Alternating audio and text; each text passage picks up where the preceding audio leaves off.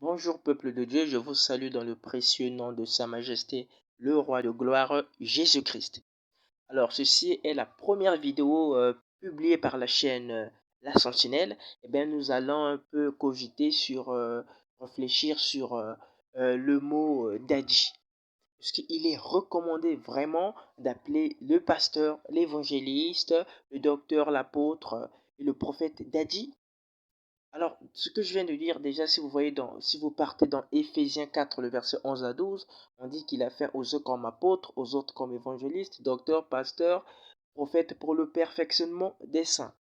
Le mot daddy n'est pas là. Daddy, c'est pas un ministère. Donc, si vous êtes dans une église, entre guillemets, ce que vous appelez par aberration église, alors que c'est pas une église, si vous êtes dans ce genre d'endroit et vous appelez l'homme de Dieu daddy, et que l'homme de Dieu se laisse appeler ainsi, il y a un problème. Il y a un problème parce que le ministère daddy n'existait pas. Daddy, c'est un anglicisme qui veut dire papa.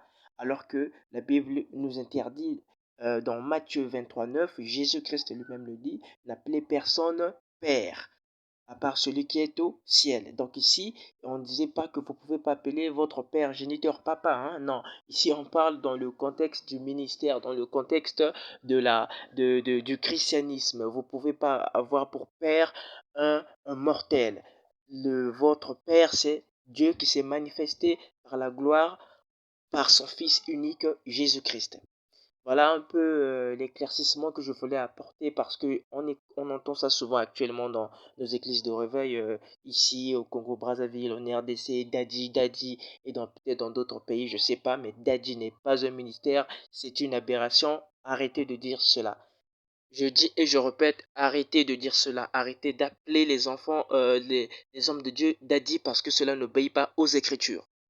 Merci beaucoup, peuple de Dieu, d'avoir visualisé la vidéo. On se retrouve la prochaine fois pour une nouvelle vidéo. Je vous dis au revoir.